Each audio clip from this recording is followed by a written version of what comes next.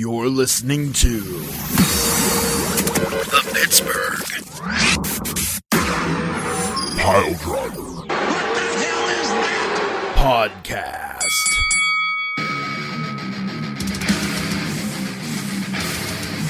Oh, is it Tuesday? No. Is it Friday for Friday Night SmackDown? No. Oh wait, it's Wednesday. No. It's not what. Oh, maybe you better pick that up.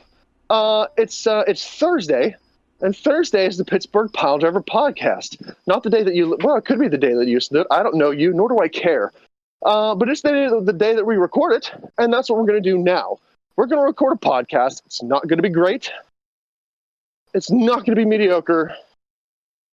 It's going to be angry, full of hate, vitriol, bile, and a little bit of handsome. Because Tigerbomb Tom is back with us on this episode. There's where you get your handsome. You've also got Beef the Legend. That's where you get your bile.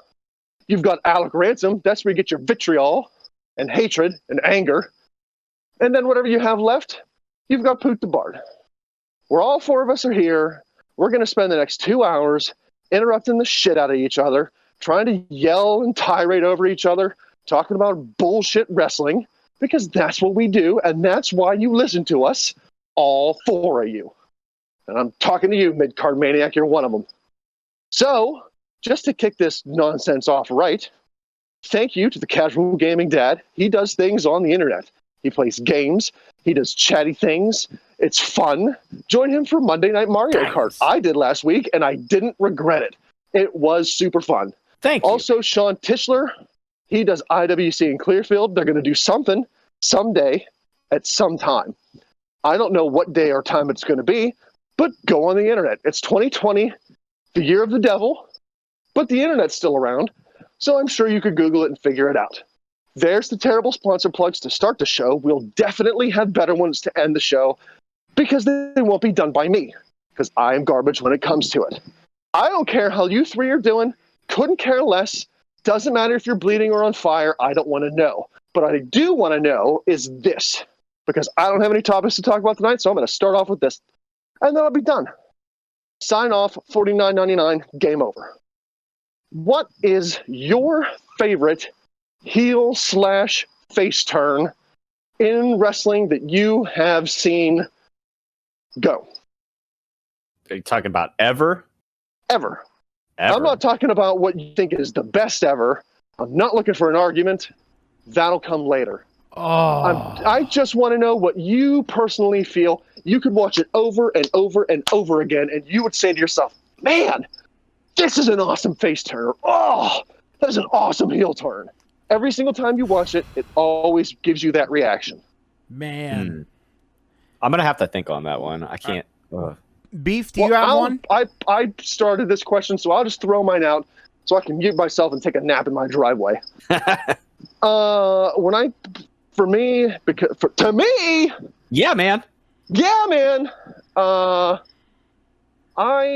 am a sucker for a D-Generation X.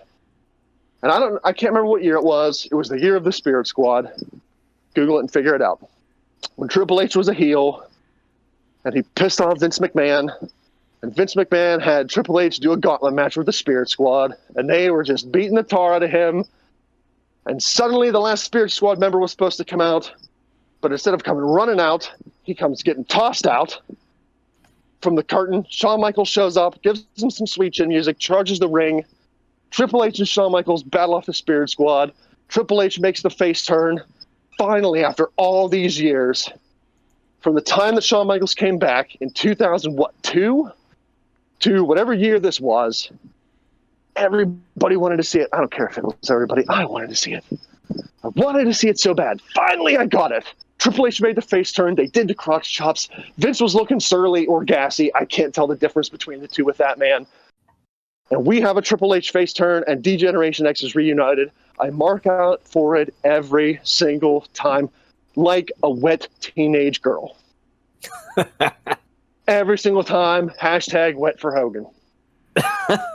Would it be wet for H? Well, yeah. Yeah.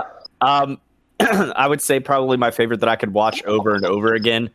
I have two. One, just because I think it's so iconic, is the Hogan heel turn at Bash at the Beach when he joined Hall and Nash for the NWO. But honestly, I really enjoyed Seth's heel turn with with the Shield and everything like that. And then that is just he was so good. He was so good on the mic afterwards and everything. I really enjoyed just watching him becoming this shit-eating heel, and he's just like, I didn't sell out, I bought in. I'm like, yeah, I like that. That's good. I like heel Seth Rollins.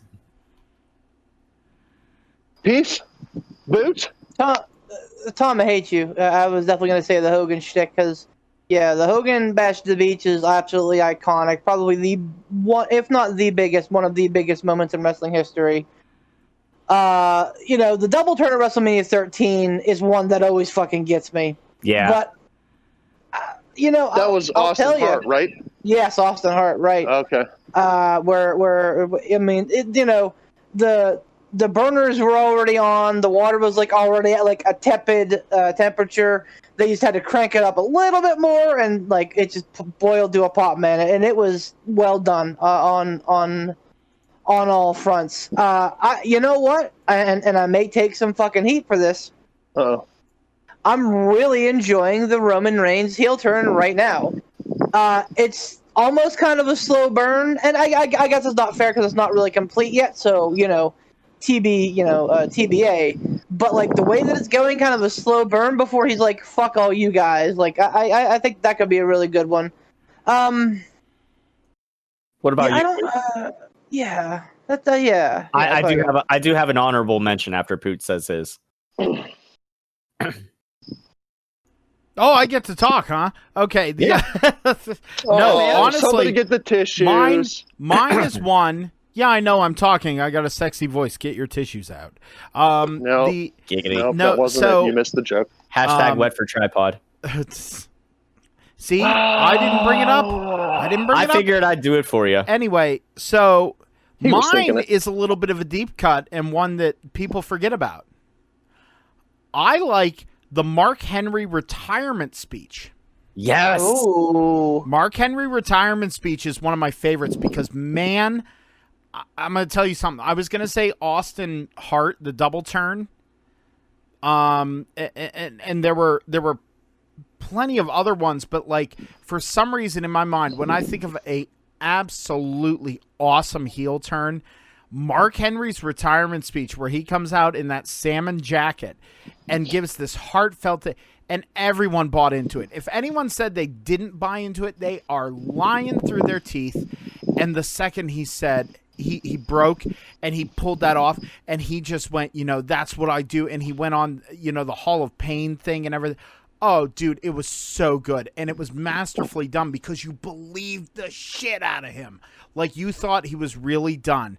And we all were kind of getting, dewy-eyed for Mark Henry. And then that happened, and it was magic. You can't recreate something like that. That heel turn is so good. So this is not a face heel turn necessarily, but this is along the same lines. The emotion whenever Jericho pulled out the list of KO, and it has the list of KO on the back, and Jericho goes, "Why is my name on it? Why is my name on here?" Man, it just rips your heart in half. The Festival of Friendship, yeah. I have never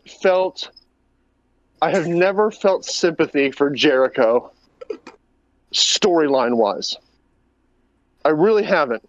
No matter what storyline they did with Jericho, I never once felt sympathy for him. I felt a lot of things. He was awesome, he made me hate him, but I never felt sympathy for him.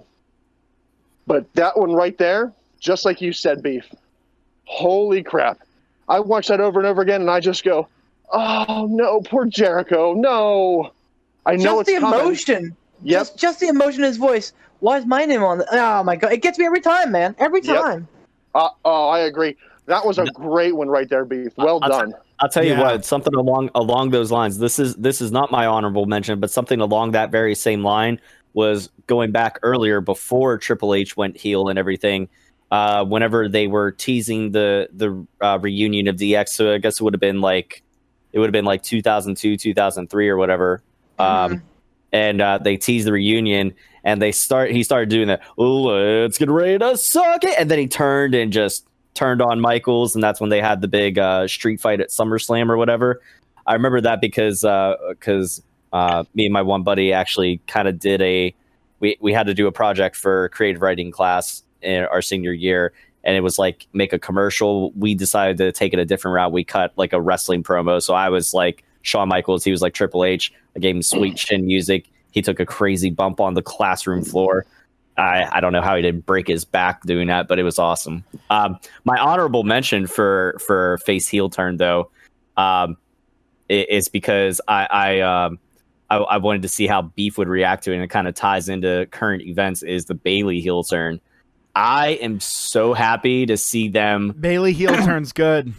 Yes, I love it because I think a lot of people were expecting Sasha to turn on Bayley and be the shit-eating heel and be the jealous one, and Bayley just fucking snapping on her. I was like, Isn't Bayley already a heel? Well, that's the thing. Like, so they were both. Did you turn super heel? Did she like go Super Saiyan? Yeah, basically, she just started beating the shit out of Sasha unmercifully in the ring and all over the ring and slamming her in the steps and fucking everything. And I was she goes Super Karen. Yeah, she went Super Karen basically. Well, look, if awesome. You're going to continue with Bayley's shitty win-loss streak, or mainly just loss streak, it would make sense to have Bayley really just destroy Sasha. I mean, I was just happy to see. Yeah, I was happy to see it happen because I was hoping that Ransom, if you had saw it, you would be overjoyed and just be like, super cheery Ransom about it. You have to get back. I know, right? I wish Bayley would have Cesaro'd her two front teeth. Just wham. But Wow. no, I thought it was really good. I think it's the little extra edge to her heel run that she needs, and still sets up the rivalry between the two of them and everything like that. And I mean, I'm sure like Sasha, her being the face, she's going to be the quote unquote edgy face or whatever, but edgy ace. Yeah.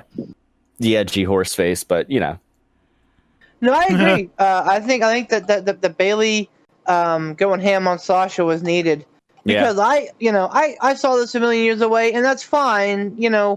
That's AEW 90% of the time is I can see it coming a mile away, but that's okay. If the execution is good, I don't care. I will sit there and I will watch fucking Infinity War and Endgame back to back like 12 times. I know I could probably quote lines from all those movies. Lebowski's another one. I don't care that I know the story. If it's executed well, thank you, Donnie, I will watch it tirelessly. That's the same thing. It's the same thing with a good video game that you play. That's like me playing Super Metroid over and over and over again. Like, I know what's going to happen. It's not a big surprise to me. I know what's going to happen to the baby Metroid. Unfortunately for my daughter, she still cries over it every single time. But she'll get over it. She does. Every fucking time. She does. It's sad. It's sad, man. It is, but I was like, you know what? I understand and I get it because I did the same thing with the Never-Ending Story whenever I was young. What, with Artax? Fucking Artax. Oh my god, dude! I rewatched that movie the other week with my sister. Yeah, it does not hold up. Yeah, I don't think it would. No. I love that movie as a kid. I'd rather kind of keep that in the past, Don't man. Don't rewatch it. Don't. Yeah, don't. It'll ruin everything. Reeling it back in. I think the heel turn for Bayley was really good. I actually watched that SmackDown, and I actually watched Raw and NXT and AEW this week. I went all in on this stuff for a change. I kind of reeled myself back in. SmackDown wasn't speaking. Wait, hold on. Oh, I was going to segue. All right, go ahead. Not yet. Not quite yet. I want to save that because there's a lot to talk about with AEW in regards to that. There's a lot of good and some very questionable. Who comes back for a guest spot and then decides to run the show? I know, me. That's it. No, but did any of you guys? I know. Well, I'm excluding Ransom because I know he doesn't watch the weekly. Did either one of you other two watch Monday Night Raw at all?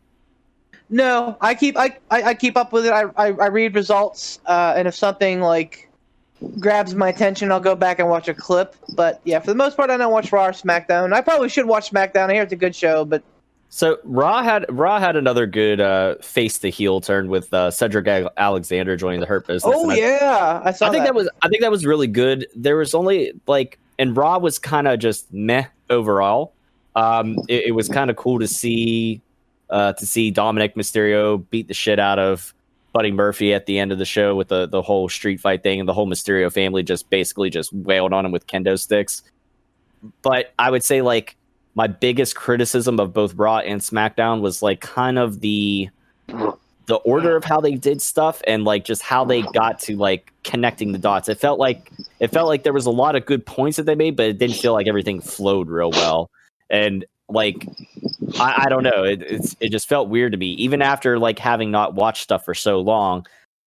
I would still feel okay, well, this part makes sense, but why did they do this here and not this here? On SmackDown, the Fiend Bray had a little Firefly Funhouse quick vignette, and he said something about well, I know everybody's sad that he lost his new favorite toy. He's like, but don't worry, we're gonna have a special guest on the Funhouse next week. And then after he waves goodbye and everything, then they cut backstage to Nikki Cross back there and Alexa Bliss coming back to her and talking to her, and in the background you see Ramblin' Rabbit. I'm like, well, why the fuck would you do that? Because you're building no suspense for who's to come next week. That's oh, well, no shit, it's going to be Alexa Bliss. Or I don't know. It just made me feel like it seemed way too obvious and Just a just yeah. Well, and that's what I'm saying. If something is done well, I could care less that I can see it coming from 3 miles away. Yeah. And I think that this Alexa Bliss thing with the Fiend has the potential to fall into that category of be done well. Oh yeah. Because they started on. Yeah, go ahead. Do you think they're going to do the Alexa Bliss sister? Is she going to be Sister Abigail? Is that who she's supposed to be, or is she going to be somebody different? I think she's going to be a new entity. So is it going to be done the same way that Bray Wyatt / The Fiend is done? Is it sometimes she's going to be Alexa Bliss, sometimes she's going to be Spooky Hoochie Mama? Spooky Hoochie Mama. I don't care what her new name or gimmick is. It's going to be officially Spooky Hoochie Mama. Yeah, and I still would, spooky or not. Is it going to be part-time? Or is it going to be that's who she's going to be for a while, and then she'll go back to Alexa Bliss? That's what I'm wondering too. I don't know. I would think it would be interesting to see there be some sort of iteration of the Fiend persona in a female form. I think it would be a new untapped waters. So we're saying so what you're saying is you're hoping they imply the fact that the Fiend is an omnipresent force that can move from person to person, i.e. the powers cosmic or the Venom symbiote. Yes. That's fucking wild. I didn't think about that for a fucking second, but that just fucking took me from fucking 6 to midnight, man. I'm all in on that. Oh my god. All in. Gross. Hey, block that teeny weeny benini erection with your Cruiserweight Championship there, Beef. Wait a minute. No, that's... Oh, yeah. Hold on 1 second. We got to do something. Ladies and gentlemen, my name is Pooh the Bard, and I'm the advocate for the reigning, defending, undisputed Cruiserweight Champion. Ladies and gentlemen, Mr. Beef the Legend. Hey, congratulations. No, honestly, congrats. Yeah, joking aside. Congratulations to Beef because... Jeez, through all those events, aside from Payback, because I pretty much ran Payback, but damn, son, you did really well. You fought a lot of smart matches in that. I finished at 22-9. Pooh was at 18-13, and Ransom was 17-14. So we were all about 50%. So that's Beef killed it. There wasn't it wasn't a toss up there at the end. It was. Yeah, Beef's got it. I wanted things to... I wanted to pick Lance Archer, but I'm like, man, if we all pick the same thing, this is going to be stupid, so I didn't. Well, hey, you have to weigh what you really want. Do you want it to be interesting? for the handful of people that listen to the show, or you want to be bragging that you have the Cruiserweight Championship? I'd Do rather you have want it be to cost interesting you? because you never know. Do you want Yeah, it to you be do. I know. interesting, or do you want to take bragging rights over the paper or over the What paper is title? happening with that wind noise? It's wind. I'm outside. Wind happens when you're outside sometimes. Get over it. You know, Have you ever heard of weather? Ransom walks like 5 miles every time we do a fucking podcast. 7. Does. So, 5 but- miles. It's usually about 8. yeah, sorry, my bad. Poot, I understand your line of thinking there, because that's what I did way back whenever we were picking the Cole Gargano stuff, and I quote unquote wanted to win clean instead of tie with you. So I understand the logic there. And speaking of Cole, well, that's a perfect segue. NXT, yeah. What'd you guys think of the Finn Balor Cole match? Thought it was fucking weird that it led the show off. So did I. I get that, like, your finale was the steel cage match, and it makes more sense to have the cage at the end than at the beginning. But which is more important? I understand logistically it makes sense that way, but like really, I mean, come on, you're basically saying a prefabricated structure is more important than your title. Yeah, but I agree. NXT's I agree taped, with you, right? I think NXT is back to being taped, so there's no reason that they couldn't have like swapped them around, because obviously they're taking time between. I would think, because the fucking cage just like appeared, and you know. Well, that and the fact that we know the cage is up there. How many times have we seen through a show in any pay-per-view? Look at Hell in a Cell. You have a Hell in a Cell match. They raise it up. It stays up there for a while, and then fucking they bring it back down whenever they need it. You can't tell me that they can't. But they don't. Well, at Full Sail, that's what I'm saying. Like that's why it's taped, because at Full Sail there's not enough room. I don't think for them to put the cage up there. Yeah, but if they did do a tape, they absolutely could have done that match and then fucking edited it in or whatever to have that lead off. I felt really weird having the title match lead off the show first as well. That was my only gripe with NXT this Tuesday, was just the Balor and Cole led off the show, and Ripley and Martinez finish it off. I mean, both matches were great. That was like literally my only hang up, was the swapping of those. That's it. I think Balor Cole was serviceable. It was a good match. I think that I'm becoming a little bit over like the finisher kick out thing. And I Nobody's kicked out of the coup de grace. Well, okay, whatever. Like, finishers aren't protected anymore anyway, so. I understand that, but like, I don't know, man. Like, yes, false finishes make a really great match, and sometimes it's okay to have people kick out of finishers, and I'm not going to dispute that. But when you're doing it on NXT TV, and again, I understand that this was a title match and that this was a vacated title and that this was a big deal because one of those two men was going to be, in an elite club, no pun intended at all, with being 2-time champions. So like I understand the gravitas of the match, but at the same time, it's still a for free TV match. Like, let's protect the finish a little bit more on free TV. That's all I'm saying. But other than that, like, I like the finish. I like the Balor leg DDT. sell. Oh, yeah. Yeah. Well, I mean, I liked him selling the leg through the whole match, so that way, whenever he hit coup de grace, he spent like 2 or 3 seconds like grabbing his ankle, making it seem feasible that you can kick out.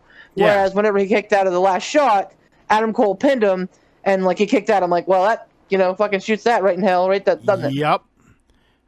But I don't like the frequency of the kicking out of finishers. I don't like it. Man, I don't. Every I don't once feel in a like. while, fine. It adds an aspect of but it happens so much anymore that it's like, okay, well. I really don't feel like it happens as much as it used to. Remember in the like mid-late.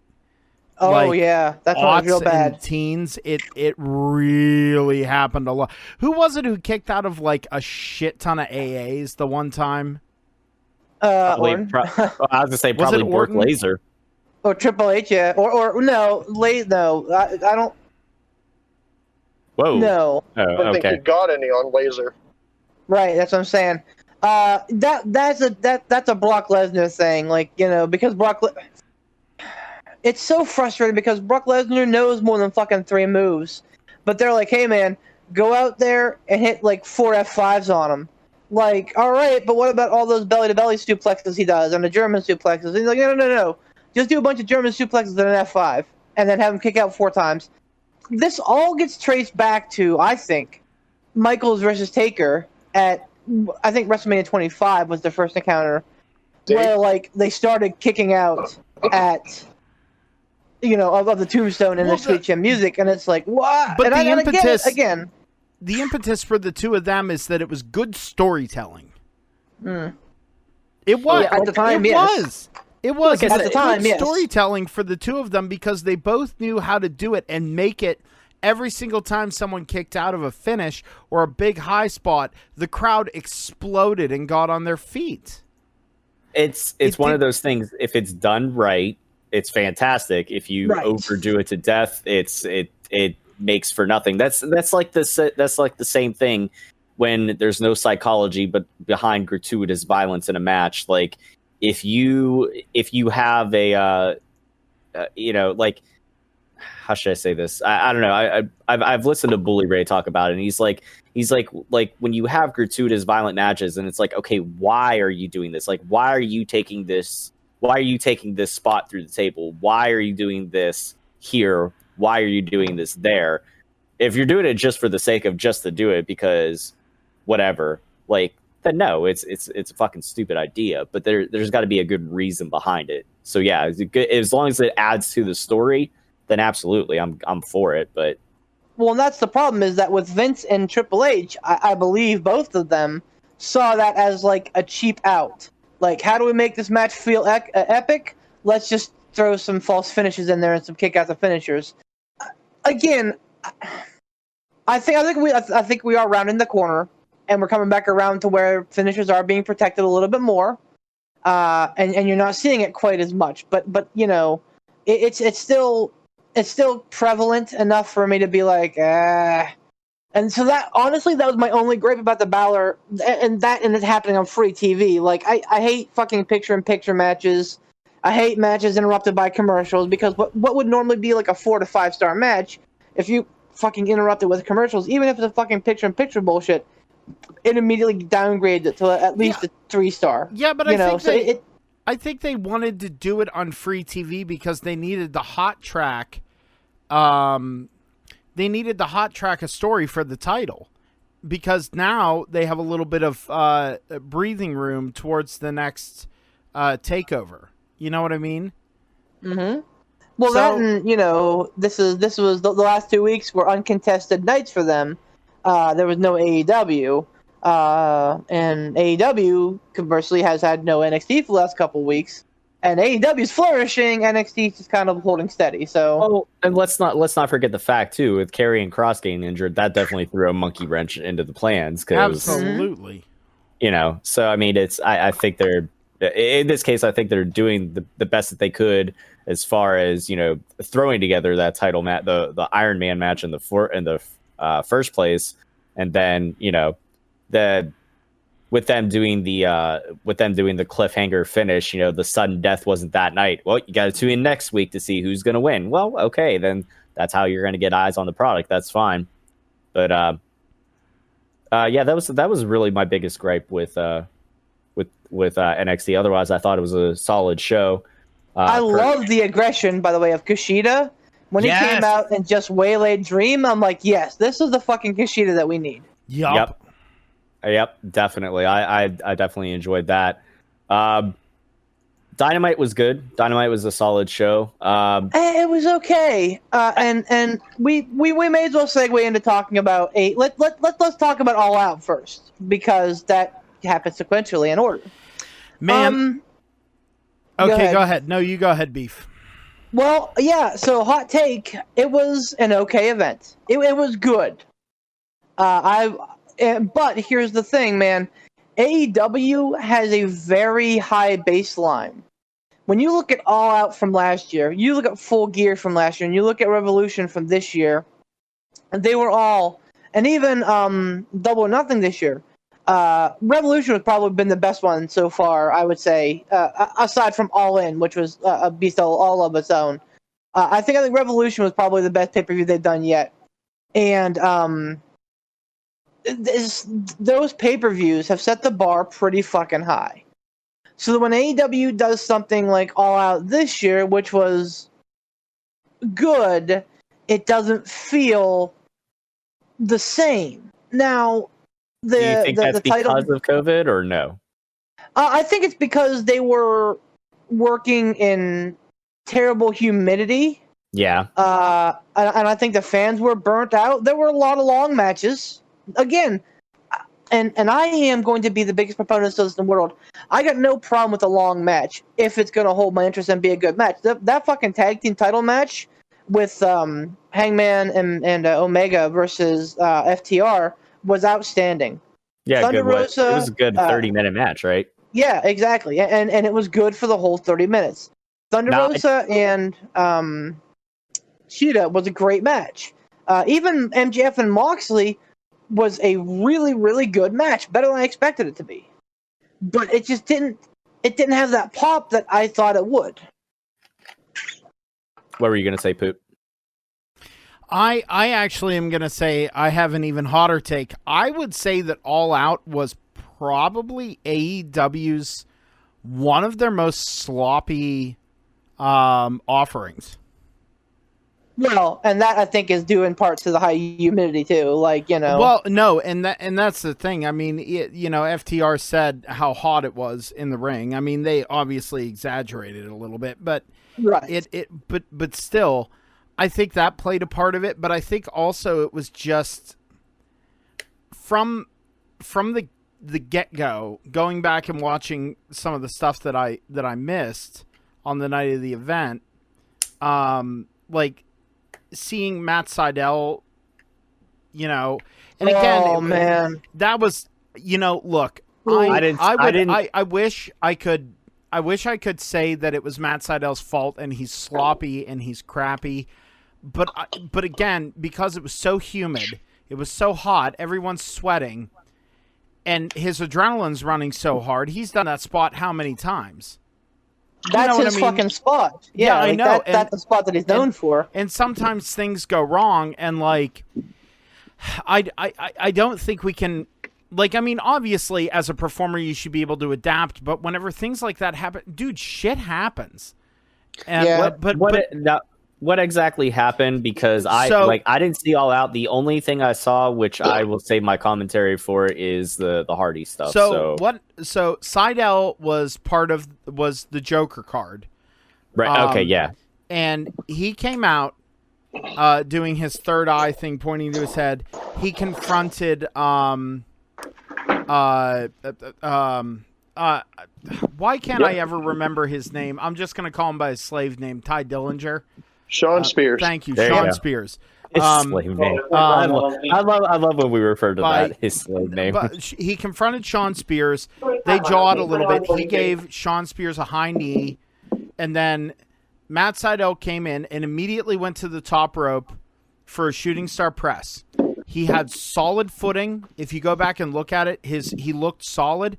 He went for the jump, and his right foot just slipped out from under him, and he went right down. Didn't even make a rotation, nothing. He just went. It was like he powerbombed himself.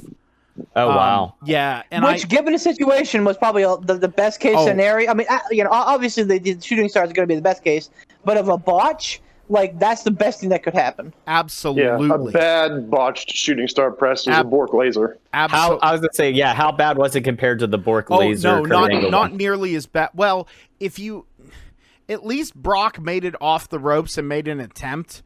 Maybe I'm going to have to Google it real quick. It depends. What? I'm going to have to Google or YouTube it real quick. Well, no, and Matt Sydal, the problem was he didn't even make it off the ropes. He literally went for the jump and then powerbombed himself onto his back.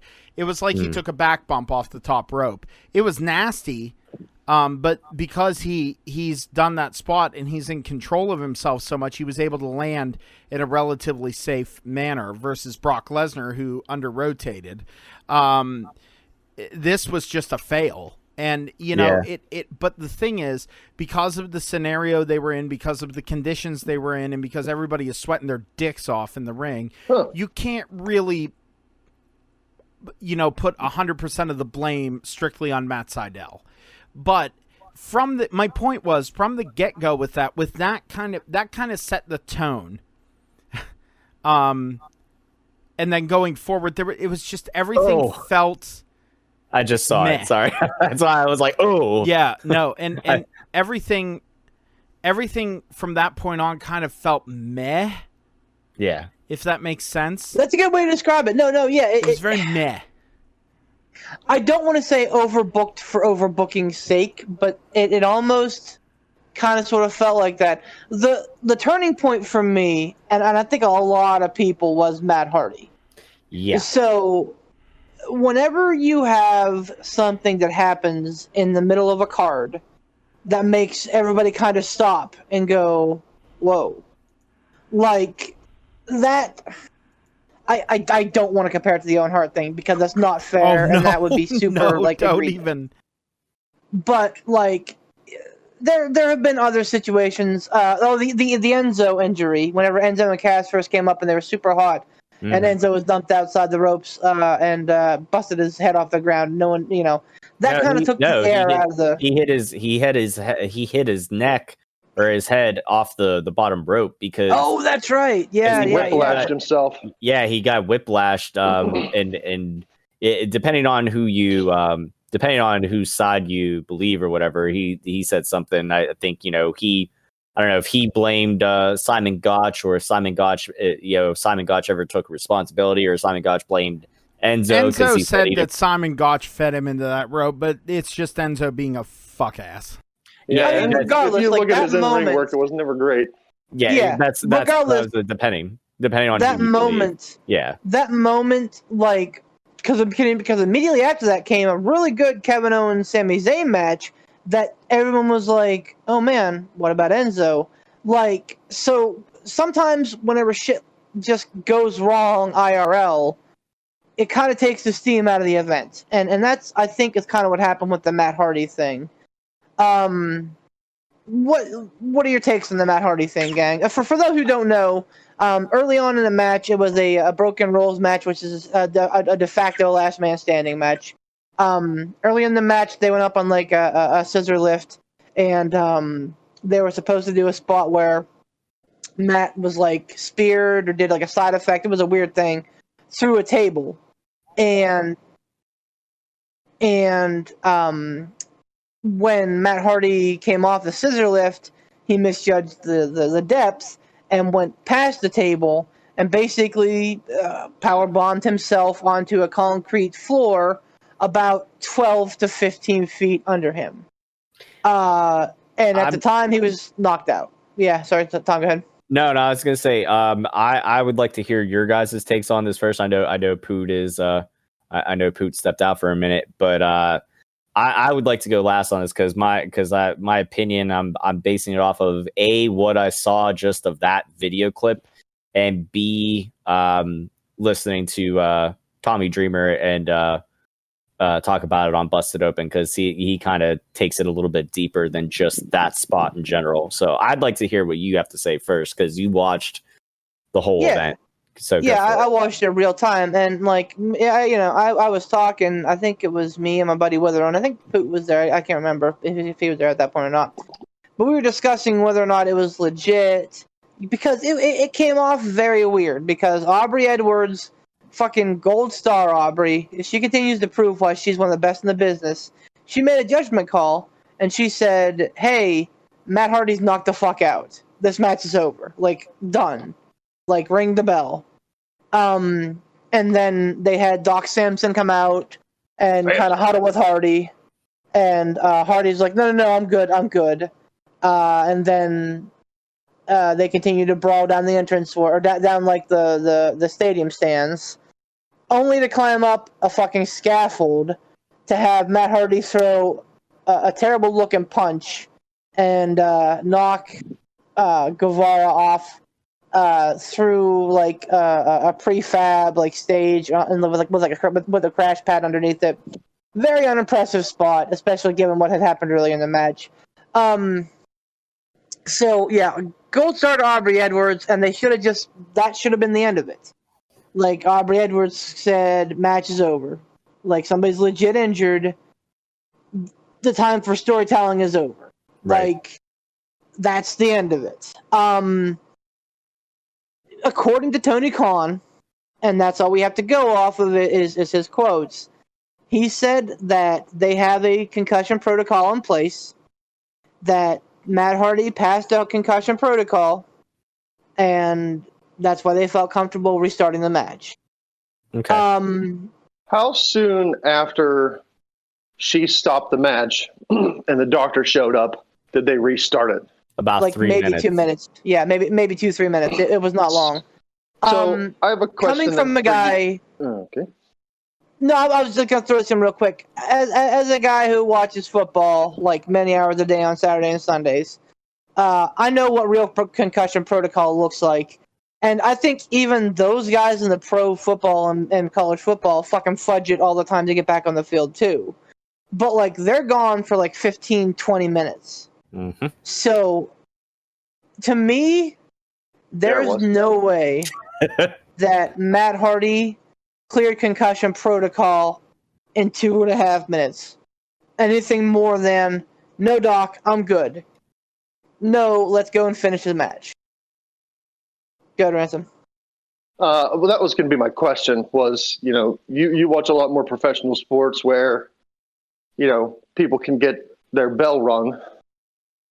Mm-hmm. I don't watch that many. So, my question was going to be, in other types of sports, do you know how long it takes for them to run their concussion protocol and either say, nope, this dude is, nope, no good, or yeah, this guy's cleared. He, took a bump to the head, but, no big deal. But And if you we're answered being that. real, if we're being real, if you think you got a concussion or someone thinks you got a concussion, you probably got a concussion. Fucking Yeah. sit the fuck down. Like, whether or not you actually got a concussion or not, you got to the point where you got blacked out, you were fucking loopy, and there was a question about it. And anytime there's a fucking question about it, sit down. It's not worth ruining your fucking life and your livelihood for. Mm-hmm. So, like, Yeah. I have this gripe against hockey players, football players, and, now apparently wrestlers. Like, don't put the decision in their hands. Because they'll keep real going. sports, They'll just keep going. right. Yep. Real sports are pretty good about that. They have doctors. Now, again, I don't know how good I feel about the doctor's opinions because I've seen somebody get laid the fuck out, lay there. They have to bring in the smelling salts to get them off the fucking turf, and then they're back in they're back in the game 15 minutes later. I don't know what all goes into it, but man, I just if you see a guy get fucking whacked and he's down and he's out, like he's literally like his arms are like in the air, but they're frozen. He got fucking knocked the fuck out. There's no way he should be back in the game. Same way with Matt Hardy, man. Dude got knocked the fuck out. He lost consciousness. Aubrey Edwards made a great decision. They should have just fucking ran with it and kept, even if you have to rebook the stupid broken rules match 2 months down the line, whatever. You can do that. No one's going to fault you and say, oh, man, what a bad decision. I think that AEW's taken some heat and justifiably so. I don't know this. I don't know Dr. Sampson's background. I don't know if he's a, super on the real legit doctor, or if he's a doctor like Dr. Pepper's a doctor. But to be able to diagnose somebody and look at them and go in 2 minutes and say, yeah, man, you're good. Like, no concussion. Like, you're good. I can't imagine what kind of tests they ran in that short amount of time. And with a concussion, you can't take someone's word for it. Like, if Matt Hardy gets concussed and the doctor comes out and goes, hey, man, are you good? Like, what's going on here? You all right? Can you keep going? And Matt Hardy's like, yeah, man, delete, I'm good. Let's go. Like, if you're concussed, you can't take that person's word for it because they're knock loopy as it is. So they're basically running on autopilot at that point. They can't make sound decisions and say, yeah, I'm good. Like, their brain is running on autopilot. I think, if AEW takes some heat for it and continues to take a little bit of heat for it, like Beef said, I think it's justified. The referee, they probably should have stuck with her call. She stopped the match, ended it over. They probably just should have stuck with that. And like Beef said, even if they would have been 110% transparent, hey, Matt Hardy got a concussion in this match. We had to stop the match. There was no definitive winner because nobody was able to meet the 10 count. The match was stopped due to injury. Rebook it later on. I don't know, aside from, for lack of a better phrase, jabroni wrestling fans, I don't know if one serious person would go, oh, that's stupid. Like that, you're gonna rebook this thing because, oh, that's stupid. I would have to imagine the majority of people would go, oh, yeah, he got hurt. They stopped it. We'll rebook it later when he's healthy. Good call. Good call. Yep. I would think most people are rational and be okay with that. You would hope, but... You would hope. You really would hope. But dear Lord, Rebby Hardy lost her ever-loved shit on the Twitter machine. First time she's ever done that, by the way. Yeah, it's very uncharacteristic of her to, Overreact. fire off on fucking Twitter at somebody. She really is pretty much the female version of Donald Trump. Just twit, twat, twitty, twat, finger poking at that phone, Twitter machine. Holy shit, Rebby. Go back to be fair, Impact they and actually shut the fuck up. they actually featured her on Dynamite last night. Matt Hardy was given a spiel, and they showed her in the crowd multiple times. And I thought that was big of AEW. Well, it's probably to appease her, probably to get her to shut up. Well, okay. That too. Can we do more damage by having her be silent on TV, or to have her not be on TV and just poking at her stupid phone? Trump. Poot, you care to weigh in on anything? Because there's been a lot of points. There's been some points that I was going to make, but I have one or two other things to expound upon. Dude, honestly, like they've said it all. I honestly think that AEW dropped the ball. Whether they meant to or not, whether it was all situational and because it all happened so fast, and maybe Matt Hardy is really good at playing off concussions because he may or have had one or two before this, maybe. I don't know. But like that's the thing is that I think I mentioned this before, I think on Breaking Kayfabe. It's growing pains from a young promotion. Yeah, they're a multi-million dollar, company, and they are producing a very good product on average. I'd even say way above average, way great product on average. But the problem is when things do go wrong and things go sideways, they're still growing. They're less than a year old? Still, yeah. Yeah, they're still less than no. Like my point is, this is their second Dynamite. Well, but Dynamite is less than a year old. Yeah, Dynamite is less than a year old. Like that's the thing; they are still a fledgling company, and a lot of people who have been in the industry for a long time, their combined experience, you'd think that they would have these things in order, but they're more focused on the product that's being presented to the general populace and the entertainment portion of it versus the logistics side of it. And the people that might be handling the logistics side of things, like, hey, this is what we need to do in case of this. This is what we need to do in case of that. This is what we need. Hey, we need to make sure we have this person on staff and this person on staff. We need to have this medical professional at the ready. We need to have these resources at the ready. Might still be built up and might still need to be there. And again, they're going to catch a lot of criticism because of their opening salvo against WWE and the expectations that people have on AEW.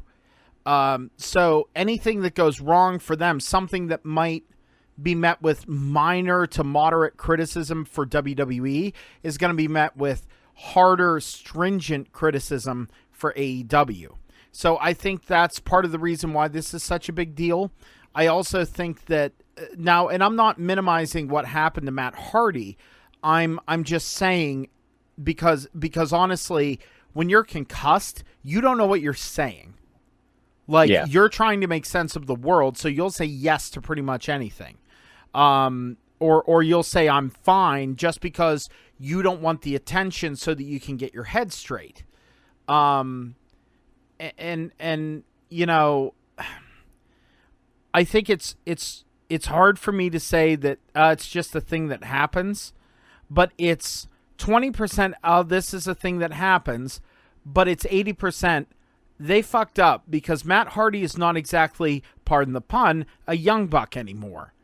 Like, I mean, he can't just bounce back from injuries the way he used to. An old man. And he's even said in interviews he's trying to wrestle a smarter way.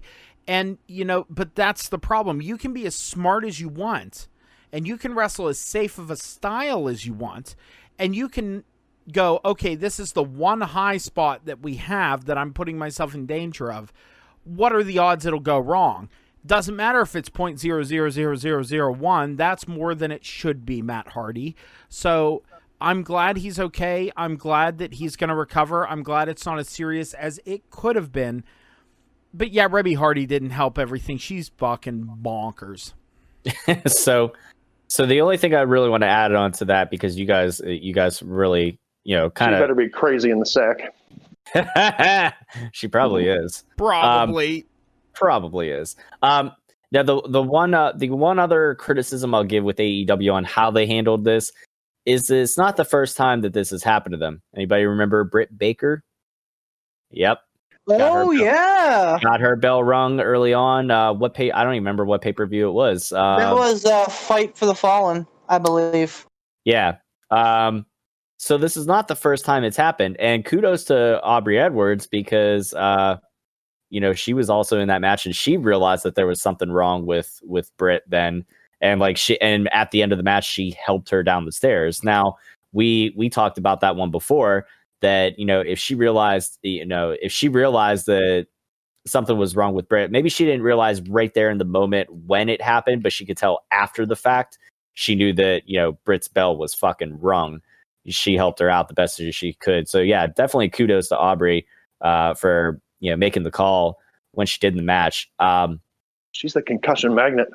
Yeah, if it were me, if I had the pencil to paper in that moment, you know, seeing that Matt, you know, was knocked out, I honestly can't say in good conscience that I would have let him continue. I don't care how much you tell me I'm fine. I'm fine is wrestler lingo for I'm fucked up. So, but I can keep going because it's my livelihood, and I love this.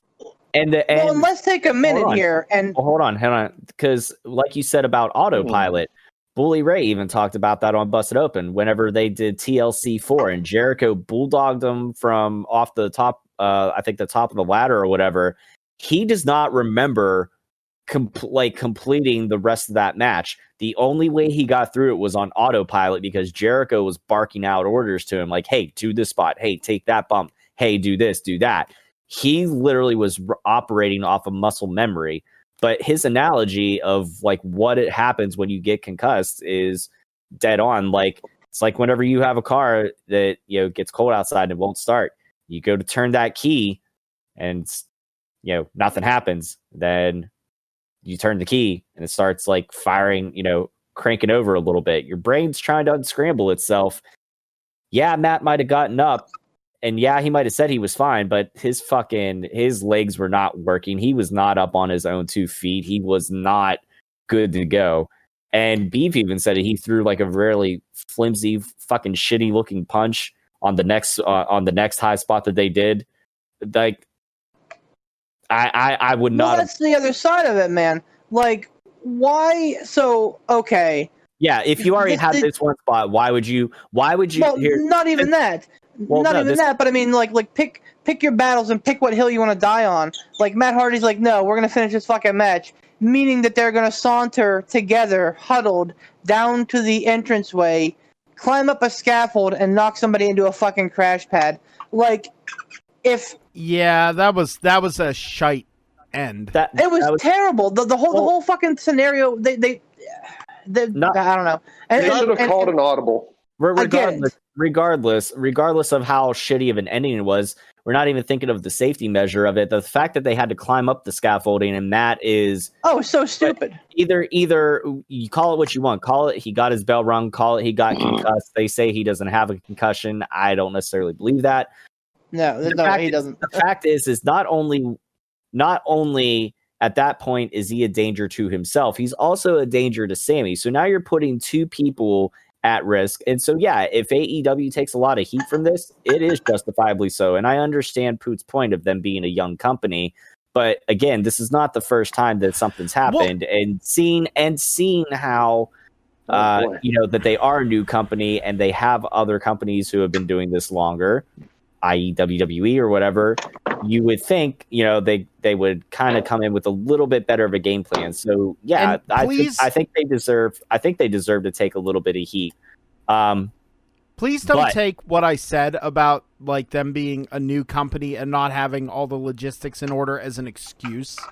Oh right, no, I don't. Like I understand where you're coming from with it. Because anybody that starts off on something on their own, like it's the same thing with me. Like whenever I started streaming, I seen other people doing it, but until you do it for yourself and kind of get into the groove of things, it can be a little bit of a rough start. Right. So I get that. But there is another underlying issue, and this is not just specific to AEW that Tommy Dreamer brought up on Busted Open that I thought was really interesting, and I actually noticed it on NXT with the Finn Balor and Adam Cole match. And he's talking about, wrestler safety from the very baseline of whoever's teaching these young guys and gals how to do what they do in the ring. Something as simple as a snapmare. There's a lot of sloppy work going on when people are doing some stuff, like when somebody's taking a snapmare, like that they're taking these tailbone bumps and stuff that they really shouldn't be taking. And like the people giving the snapmare are not like going down to a knee. They're just kind of like lazily bending over at the waist. And I watched Finn Balor do it to Adam Cole, and I was actually kind of slightly disappointed in it. And I just thought back to what Dreamer was talking about. He's like, if you're doing something as simple as a snapmare and you're not doing it wrong, you're still taking years off of somebody's career because you only have so many bumps in your bump card, especially if you're doing something like that where you're taking a tailbone bump or something, because right, you know what I mean? Like it's not exactly high praise from Caesar. Ric Flair has taken bumps from back body drops onto his hip. The Lord knows the man doesn't take back body drops on his back. He lands on his damn hip. Mm-hmm. And he's been doing that from his 20s well into his 80s. And to his credit, he can still walk around without a cane. Good for that man. I'm not trying to call Bully Ray and Tommy Dreamer jobbers, because that's not what I'm getting at here. My goodness. What are we going for? Hashtag at Beef the Legend 42. Get him, boys. Let me rephrase. Somebody shoot Tommy Dreamer right now. I feel like he probably actually make time to come on. You know what? He's not doing fucking anything else. I got Dave LaGreca on Facebook now. Beef of Legends roasted. I feel like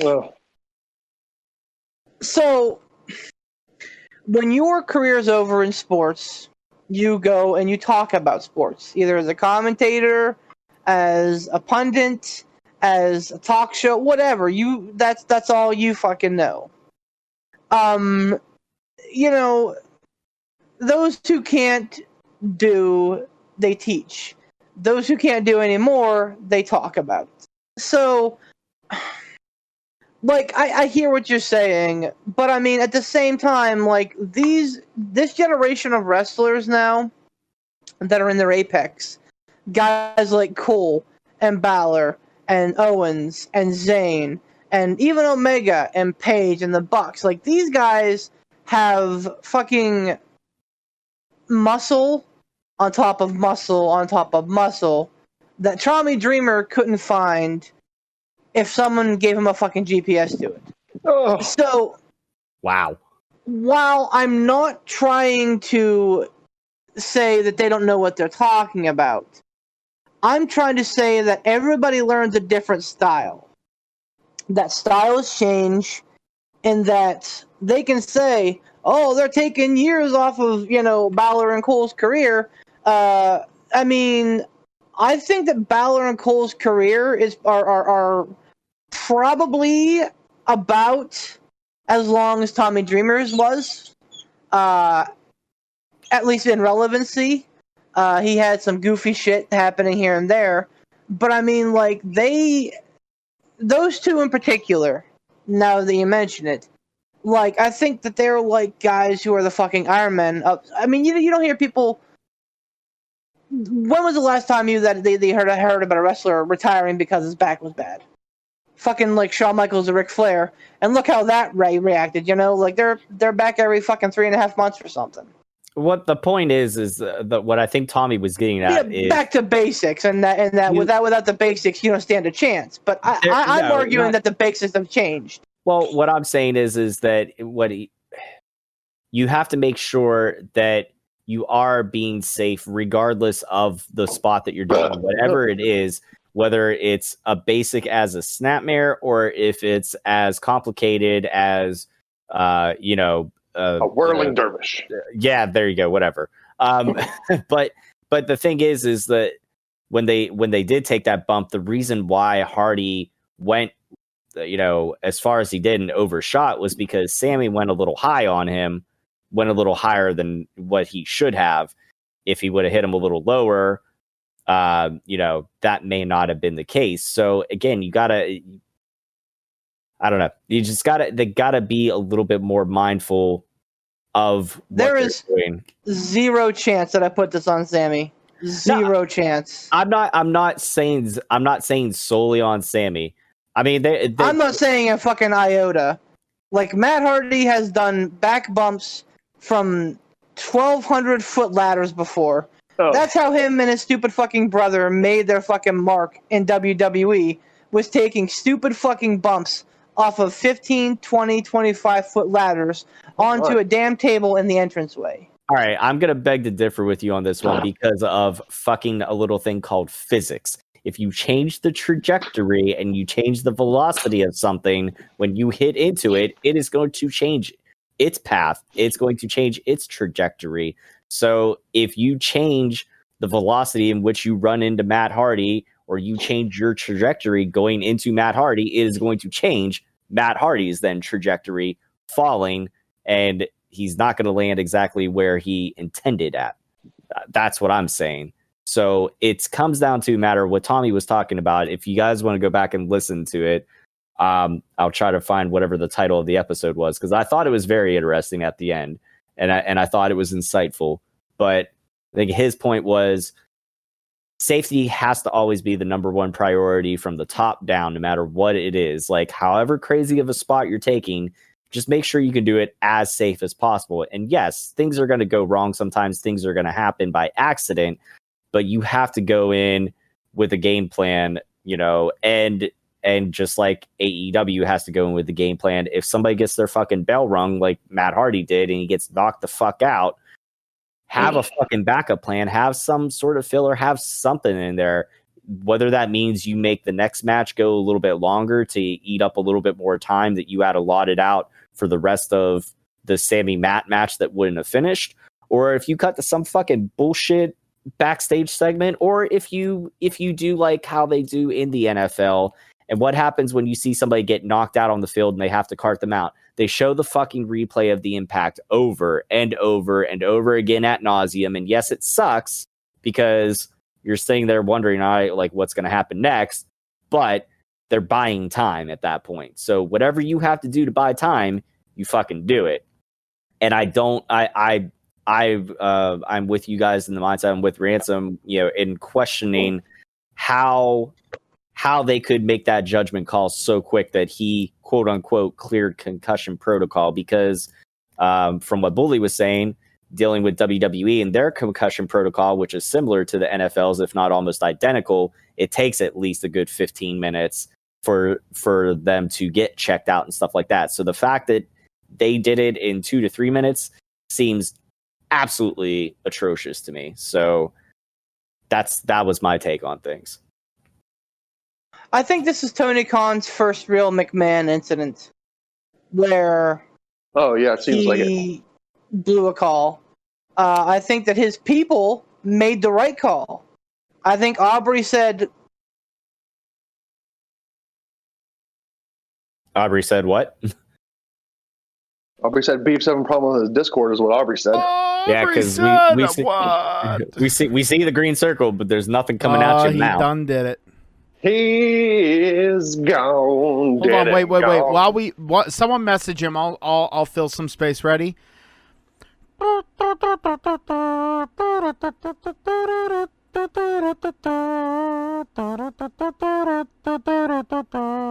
right. Well, enough of that trumpet nonsense. Or keep going. That's cool too. Social cues are hard when dealing See, with people. when we have something that fucks up, we fill it, even if it's with absolute nonsense, and even if it's with crappy filler music. Like, what are you talking about? Crappy filler music? That's Shop's song from Ocarina of Time. So, yeah, I think Beef's point was this was Tony Khan's first time where he had to make that judgment call in the middle of a show, not a Dynamite show. It's this is all out there WrestleMania. Pretty much, I would say. So yeah, I mean, this is their biggest show. Tony Khan had to make a call on the fly, and I think for all intents and purposes, he made the wrong call. And maybe if he could go back in time, maybe he would make a different call. I don't know. But WWE has made a lot of questionable calls in the past as well. So this isn't one of those things that is groundbreaking. Right. This isn't one of those things that's like, holy shit, I can't believe they made this call. This is outrageous. Gobbledygook. If you look back to, I can't remember what pay-per-view it was, but it was Kurt Angle versus Triple H versus The Rock for the WWF title, where Kurt Angle and Triple H came out first. They were feuding over Stephanie. Triple H went to pedigree him on the announce table, and the announce table collapsed underneath of him. And Kurt Angle basically concussed himself. So you could see him in that match sitting at ringside in a chair, trying to shake off the cobwebs, and it wasn't working. And he made his way to the back. The Rock came out. Triple H and The Rock had, the match by themselves for a while. And then Kurt came back out. I believe, I could be wrong, but I believe I listened to a podcast, and I don't know who it was, JR's or Steve Austin's or Chris Jericho's, where Kurt Angle talked about that. And he basically said when he came back out, he had no idea what he was doing. And those other guys had to pretty much walk him through the rest of that match. Or Stephanie had to walk him through what was supposed to happen. Because, Kurt Angle came back out, and storyline-wise, Stephanie was trying to stop him. But in reality, she was pretty much talking him through, like, what was supposed to happen with the rest of that match. Huh. So that happened. The Bubba Ray, when he took the Bulldog, he got concussed. He didn't know what was happening. Jericho had to walk him through the rest of that match. This has happened plenty of times in WWE. This is just the first well-documented, publicized case that has happened in AEW. So was it was it the wrong call? Sure. I think we can agree it was the wrong call. But this isn't groundbreaking. This isn't the first time something like this has happened. And I do chalk it up a little bit to growing pains. They had to make a call on the fly. They made the best call. Tony Khan made the best call he thought he could make at the time. Whether that was the right or wrong call, in hindsight, he made the best call he could. Now, question. Do you think this would have been as big of a deal had it not been Matt Hardy? How so? You mean if it was just a different performer in general? If it was anybody else, like someone who wasn't, had the lineage and the injury history of a Matt Hardy, do you think that people would be blowing it up the way it is? Again, not taking away from the severity of what happened. I'm just saying. I would hope. I think that part of the reason why it blew up so much, and I could be wrong, and please call me out. I know you guys will, if I'm dead wrong. But I believe it probably wouldn't have been highly publicized, even being Matt Hardy, if Reby Hardy wouldn't have lost her shit on Twitter and just started putting everybody on fucking blast. Yeah. I think people would look back on it and go, oh, it's clear Matt Hardy didn't know what was going on. It was a questionable finish. It looked really sloppy. It looks like he's in a bad way. That was a bad spot. They probably won't do that. They probably won't do something like that again. Two things real quick. One, I do believe that, her blowing up on Twitter about it and stuff like that definitely affected it. I think it added to it. Yeah. Yeah, it added to it. And I would hope that it wouldn't have been taken any less seriously or dealt with any less seriously, regardless of who it would have been. I think it would be, and like you were saying, you don't think that if they would have stopped the match that people would have bitched and complained and stuff like that. And to that, I say, I hope you're right, because if there is anybody, if they would have actually stopped the match and just made an announcement, if they did that, if they made the announcement, they cut to the announce team, they show you like, all right, we're going to take you back through this and show you what happened. And, they do the obligatory NFL replay of, Matt Hardy taking the bump again, so they can say like, he's being evaluated right now. We'll have more for you or whatever once we know that. Blah blah blah blah blah. If there's anybody that would bitch and complain about that, they can go fuck themselves, because I would treat anybody getting injured in wrestling to that severity the same way as anybody that gets carted off the field in football. All the players, they kind of all take a knee and just kind of wait, and then everybody applauds, that the person's okay and that they're not dead. And I think that if there are any wrestling fans that would not give any of the performers that kind of same respect, as they would say to like a football player or something, and they want to bitch about a match not continuing if somebody got severely hurt, then they can go fuck themselves and die in a tire fire, because they're terrible human beings. Go ahead. Yeah, I wouldn't really even argue with a person like that. Like if someone was like, oh, they could have kept going, like they didn't have to stop the match. To stop the match is stupid, and then rebook it later is dumb. Blah blah blah.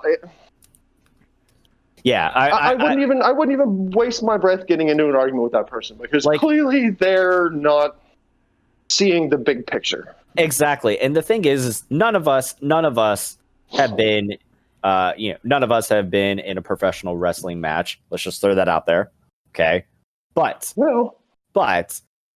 I take my quote unquote, and I'm going to use air quotes around analysis of things. I take it with a little bit of pride, because I try to ingest whatever information I can from those who have been in the profession, and I'm going to pick somebody's brain, and I'm going to learn as much as I can about this, and I'm going to take that information, and I'm going to watch the product with a different perspective at times. There's going to be times where I'm really just marking out as a fan, but there are going to be times that I watch the product from an analytical standpoint. And again, it's just, I don't know. I can't see if anybody were to say, oh, they could have kept going. I'd be like, you get in there, fucking take a bump. Have you taken one? No.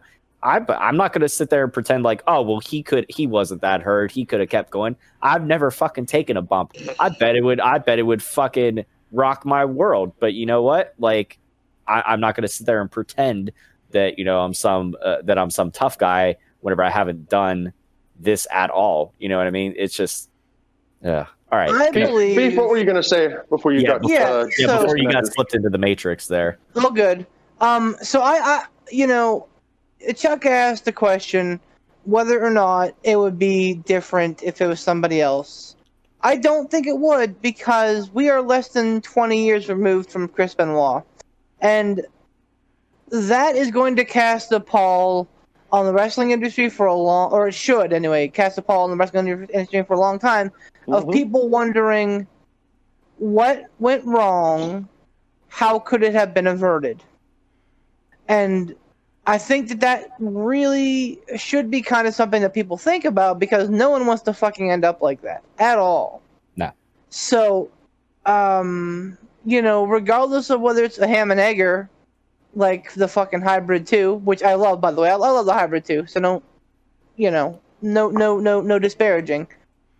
But like whether it's a guy who's never gonna get a win, or whether it's a fucking world champion, if they get concussed, it should be fucking all about that. And if they make the wrong call, which again I believe they did, it should be made mention.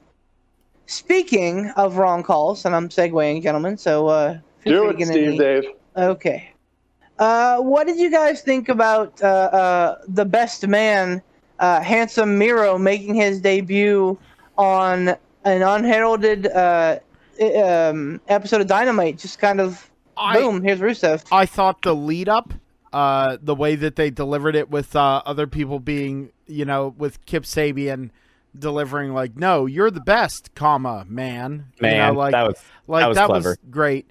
But the two things I don't like about it, before I say what I do like about it, two things I don't like is that Miro coming in as the heavy for Kip Sabian, I'm kind of very lukewarm on. The other thing is that, and I know Miro more so than a lot of people, the promo he cut felt very Impact, like 2015-y. It felt a little like, dude, okay, we all know the brass ring. We know how much you got fucked over. Immediately people started chanting Miro Day, like it's Miro Day, like stuff like that. Yeah. Which was great, because that means that people are willing to, on one hand, it might be, bittersweet for Miro, but on the other hand, that means people still care enough to remember. You know what I mean? Like, I feel like the promo and the fact that he's Kip Sabian's heavy are kind of meh. Yep. But, dude, even in that promo, Miro is so likable, and he's so like easy to connect with, and he's so chill that you just want to like him. Not nuts about the blonde hair, but for some reason I love the music. I love the new gimmick of he's the best man. Like, the best man, Miro. I dig that. I like the potential to where he can go. I like, and I'm kind of contradicting myself. Him being Kip Sabian's heavy, I'm not crazy about. But if this is a way to not have him do the yo-yo thing where it's like, introduce him, have him win something big, have him get a title shot and lose, and then have to build back up. If they're just starting him kind of down here and then building him up, it'll make it feel a little bit better, and we can bypass the, oh, you're a hot shot, but you just ain't ready. You got to build your way back up. Like, if it's just, okay, we're putting you here and we're going to slowly build you up over time to when you do win a significant championship, it's going to be a big fucking deal. Like, I'm okay with it. So really, like, the end take for me is that I'm thrilled. I'm glad Miro's there. I think he's going to do awesome things. And I'm glad that it will afford him the opportunity to still do his Twitch streaming. I'm glad that he's happy. He looked genuinely happy. Like, that's the other thing. He looked genuinely thrilled to be there. So I'm all for it. The best man, Miro, is going to be great. I'm going to pretty much echo your sentiments there. It would. I don't want to see him go through what I'll call the Brian Cage effect right now, where Brian Cage was immediately thrust into the thing, and he's supposed to be this fucking unstoppable force, and then that whole match, where Taz threw the towel in or whatever. Like, it just, I don't know.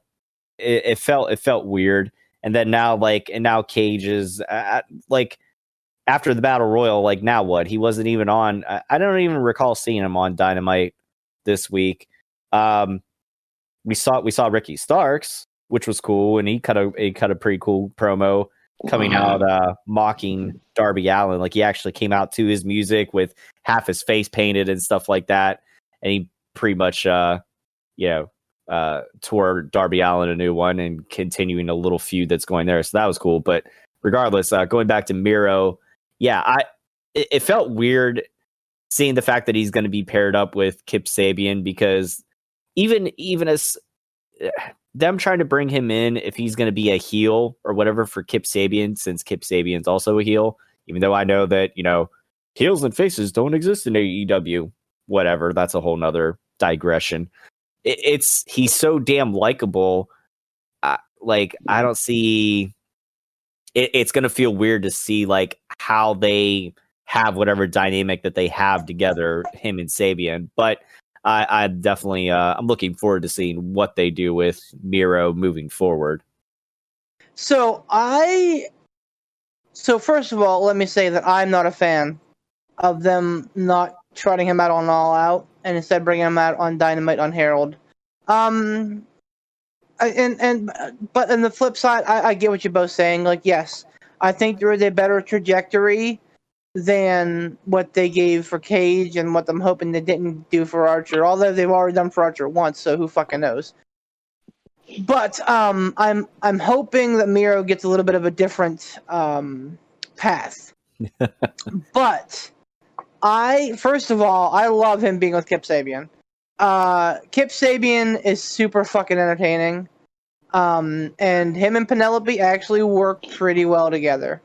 I'm a little sad that they never actually got like a big feud with Joey Janela going, because Penelope was Janela's chick for a long time, but it is what it is. Hold on, real quick. In real life, are Janela and Penelope Ford not together anymore? Oh no, they haven't been for a long time. Okay, so they really did take like art imitating life at that point. Right, exactly. Okay, I don't know if she's with Kip Sabian or not. I think they might actually be, but I'm not 100% sure on that. I think they actually are. Okay, I wasn't sure, because I wasn't sure how close we were to like the whole Matt Hardy Edge Lita love triangle thing going on there or whatever. Right. Or if it was more like the Rusev Lana Bobby Lashley bullshit. That's I wasn't sure where we were at. Somewhere in the middle, I think. Fair enough. But so I love Kip Sabian, and I think that Rusev being involved with him is hilarious and great, especially because if you've watched I keep calling him Rusev, sorry, Miro's stuff, he's proclaimed that he's retiring from wrestling, that he's going to be a permanent Twitch streamer, which is fucking out of nowhere, but whatever. And it's super fucking like, really? Like, you were fucking amazing in the ring, but now you're going to be a Twitch streamer? Or are you fucking legit here? Like, and then, Sabian the last couple weeks has really been pounding that whole fucking Twitch thing. So, it's a funny little thing.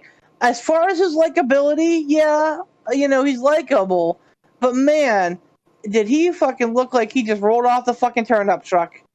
He comes out with fucking Slim Shady blonde hair, a fucking like Gucci Disney shirt, like what were they, like pink ass or like orange or some weird fucking color shorts. So you're saying he looked like High School Beef, is what you're saying? I never owned a fucking Gucci Disney shirt in my life. Fuck off. I get what you're going for though. No, I mean like he definitely comes off like really kind of douchey. Like, so, yeah, I mean, he's Miro and everybody loves Miro and all that. But, the fact that they're kind of playing him up as kind of a douche, I think may work out better than you guys are thinking. Well, so I think, and that's right up Kip Sabian's alley, Well, and that's the thing, is that it fits the whole Sabian vibe. Mm-hmm. Absolutely. But I'm just saying, I think the knee-jerk reaction is Miro deserves better than to be the heavy for Kip Sabian, but I think it'll lead to really awesome things down the road. Rhythm? I didn't have a problem with I had one problem. If we're going to talk negative, I didn't have a problem with him debuting on a Dynamite. Plenty of people debut on a Raw or SmackDown after a WrestleMania. So, sure. I'm not trying to say that that's a bad argument. I'm just saying, like, it didn't disappoint me. Plenty of people I think get called up from NXT after Mania. People make surprise returns after Mania. Those things happen. I liked everything about him. The thing that I really don't like is I think the people showing up in other promotions after they quote unquote didn't make it in WWE for whatever reason, whether it's on their merit or whether it's because Vince McMahon is a crazy old psychopath. I think the screw WWE promos are old and tired at this point. We've heard enough of them. At first with me, it resonated. It's like, yeah, man, screw that old bastard and his dumb, stupid company of superstars. If he's not going to push somebody that the crowd loves and cheers for, they're going to go somewhere else, and they're going to tell Vince McMahon and WWE exactly what they think, and it's going to be awesome. And it was for a while. But like Poot said, I think it was Poot, like someone said, this is real, TNA 2015. Mm-hmm. That's the only thing that disappointed me a little bit. I could have done without the brass ring reference and, screw WWE speech. Ditto. If he would have just come in and done everything else other than that, I would have been completely fine with it. And it's not just him. The whole group of those guys that went to Impact and, they took a photo of all the ex-WWE guys that were let go, giving the finger. And it's like, okay, yeah, you got a point to prove. Everybody knows it. But I don't know.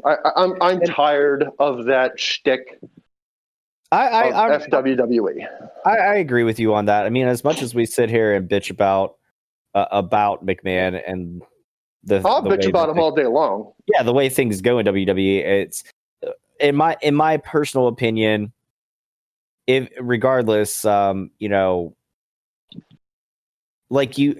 just always been in that mindset of never trying to burn my bridges.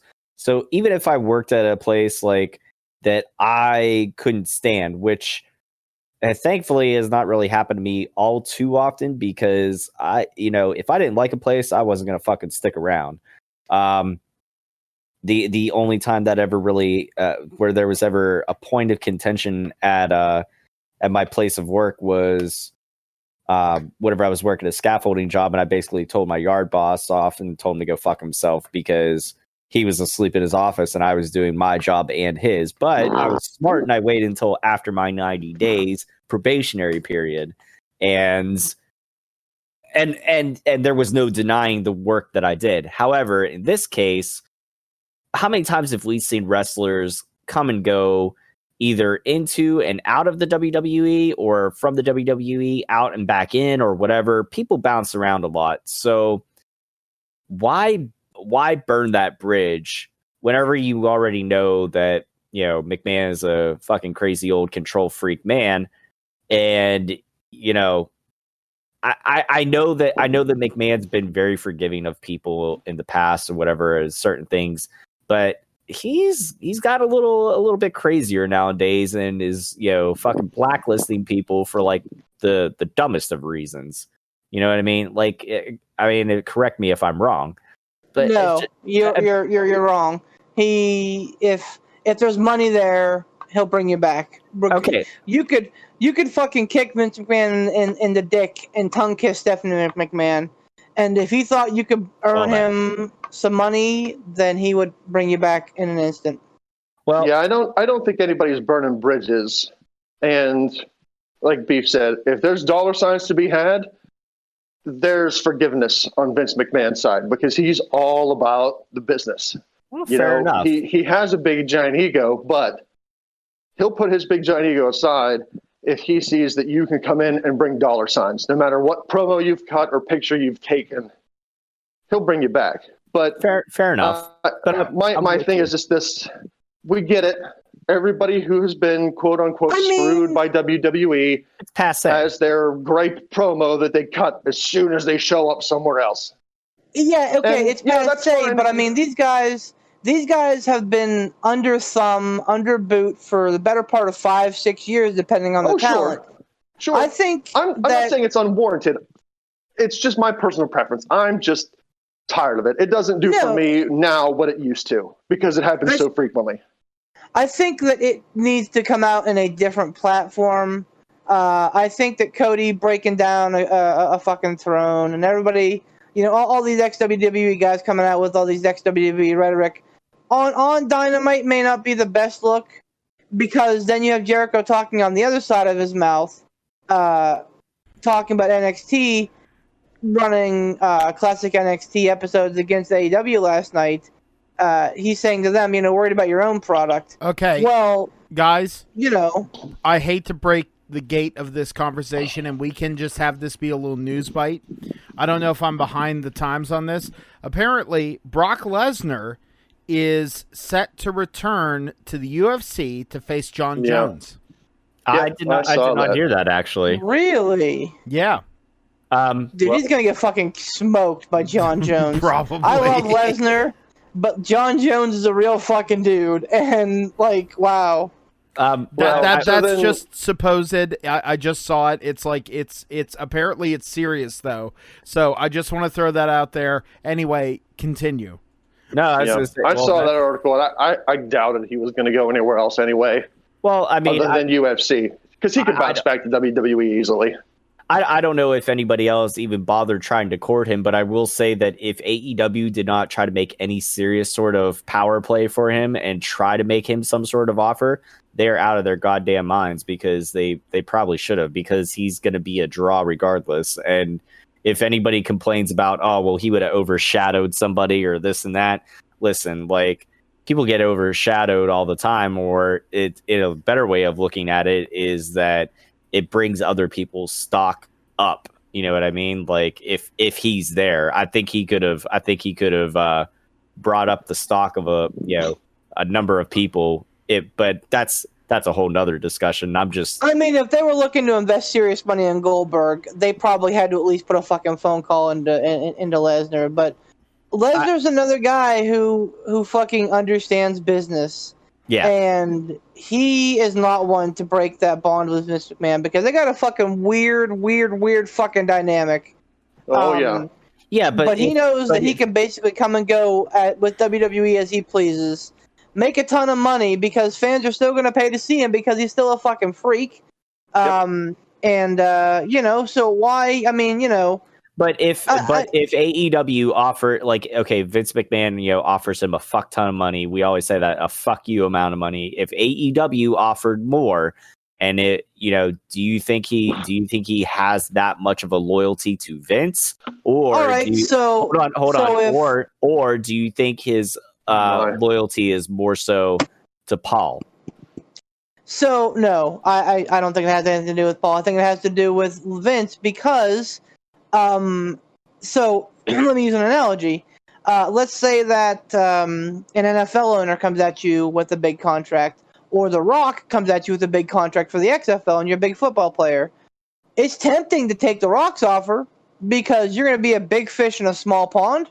You're going to make a lot of money, and you're probably going to make it look easy. But it's not a guaranteed thing. Whereas the NFL fucking prints money.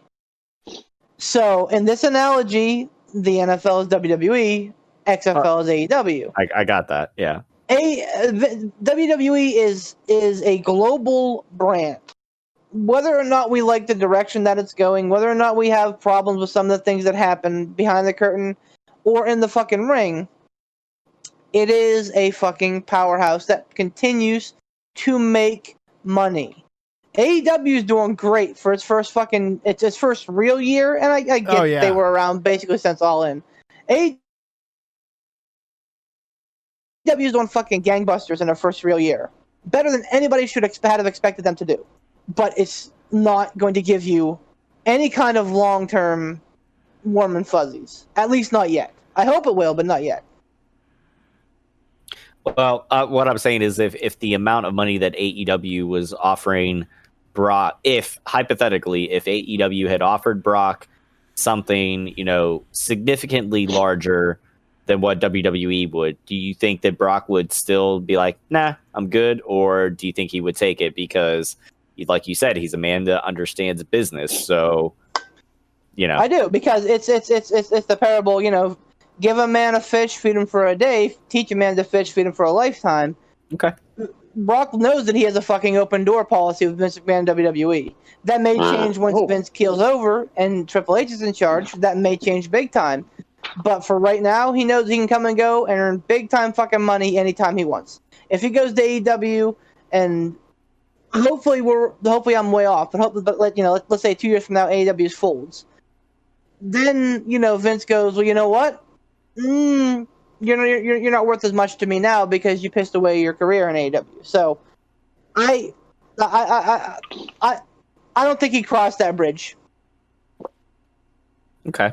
Fair enough. That's. What do you think, Poot? Dude, honestly, and I don't mean to make it super simple. I honestly think no matter where Brock goes, money will follow. And I think he'll do well. As much as I'm not really a Brock Lesnar fan, the man's a mutant. And I admire anyone who is able to do what he does and have the fortitude and the cojones to, do everything he's done, and everything he said he's going to do, he does. So, I mean, I think no matter what happens with him, people are going to want him around, no matter where he goes. And I think it would take him, I think it would take him doing something super fucking drastic to ruin his marketability and reputation. It's pretty much as simple as that. Completely going off topic. Do we have any Stump the Chumps or anything? Oh, that's my question. Hold on. Yeah. Maybe the mid-card maniac's too focused on trying to be a regular on the show, but that he's not fucking submitting any more questions. Damn it, mid-card. Oh, he did. We do have one. Hey, there we go. Now, don't you feel bad for being salty and insulting the maniac? Oh, dear. Nah, he didn't pay $49.99. Be salty. We love you, Maniac. We do. I'll sing it again, man. Maniac acquitted himself very well on the show a couple weeks ago. Oh, all definitely. Right, so here is the Stump the Chumps from our friend, the mid-card Maniac.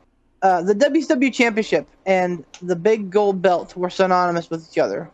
However, there was a time in WCW the big gold belt was not the world title. What was it called?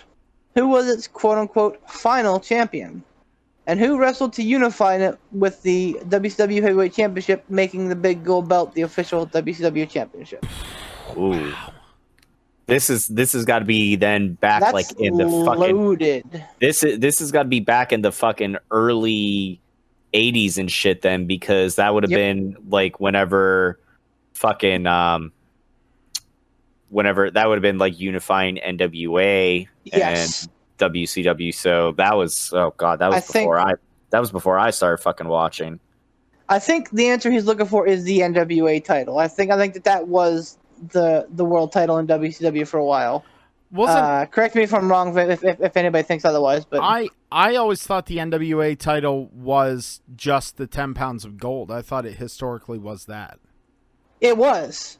And that's what I'm like back in the day, WCW, the world title was the 10 pounds of gold. Oh, okay.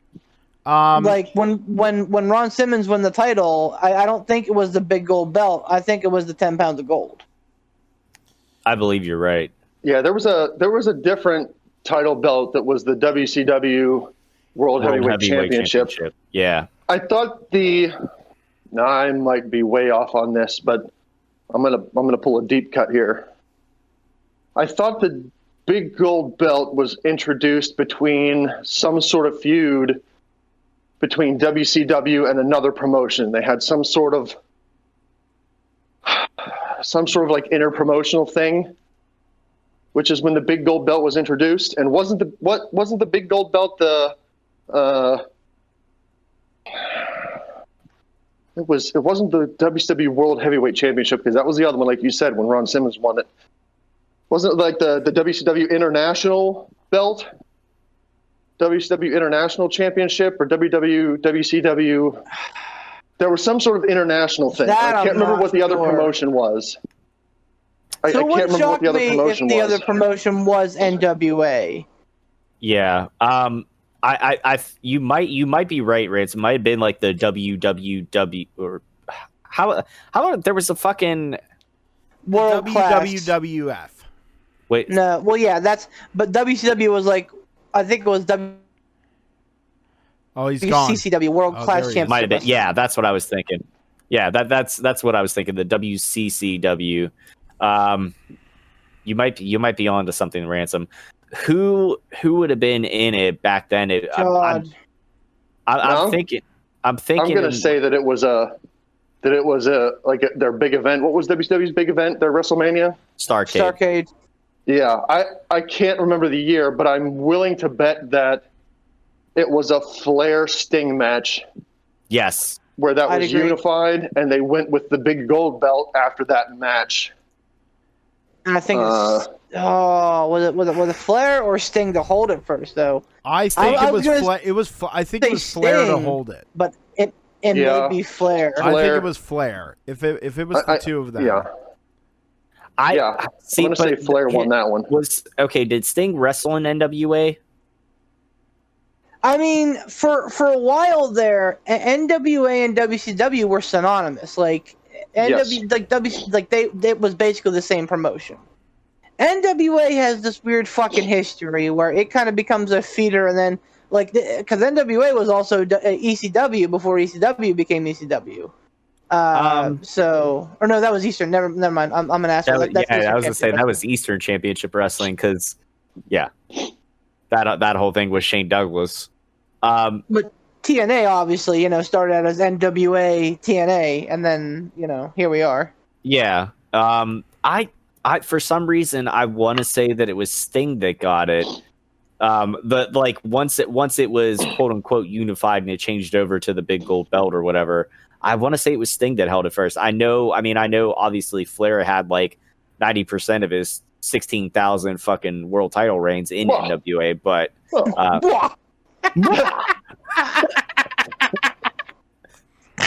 what was that? Wow. Okay.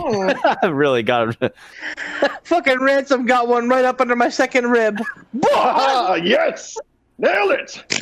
When you're Tigerbomb Tom, that happens all the time. Giggity! That was like a fucking hand killed, bah! Ah! Oh, Bobby!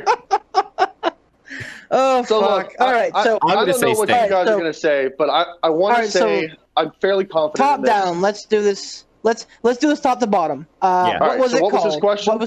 So I'm gonna repeat verbatim, and then we'll go question by question. The WCW Championship and the Big Gold Belt were synonymous with each other. However, there was a time in WCW the Big Gold Belt was not the world title. What was it called? Who was its quote-unquote final champion? Who wrestled to unify it with the WCW Championship, making the Big Gold Belt the official WCW Championship? So the first question is, what was it called? What was the initial world title called? Man, I really feel like the right answer is the NWA title here. I really do.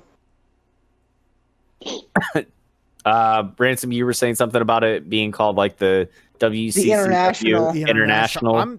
Yeah, I don't know why. I've watched old WCW stuff because I like the Flair Sting, Flair Steamboat era. Oh yeah.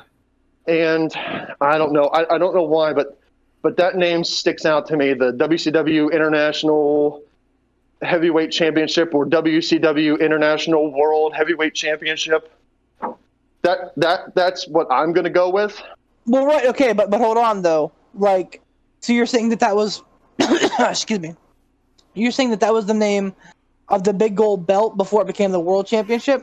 Yes, because I believe that there was some sort.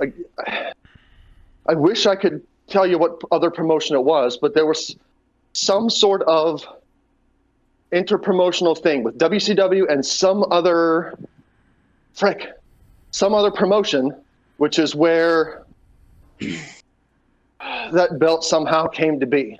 So here's my argument. I want to think say it was the something NWA not in the States, which is where the international title came from. It was some sort of promotion that was Mexico or Japan or something. Well, here's my take on it. I think that the initial world title for WCW was the NWA title, and that the big gold belt was probably called the WCW like international title, and that there was an NWA champion, maybe Sting, and then Ric Flair was the international champion, or vice versa, and then at the end of the match, they unified the title, and the big gold became the WCW World Championship. That was my line of thinking. I don't think the NWA Championship was involved in this. Okay. But listen, whatever the consensus is, I'm good with. I'm good with Ransom. I don't remember that. Because Ransom pulls these ones out of his ass, and especially if it's stuff that he's like, I just watched this on the network not long ago or whatever. I'm going with Ransom. Oh, you know what? I apologize. The way the question worded, I think Ransom's right. Yeah. Because he's asking about he's not asking what the heavyweight championship in WCW was.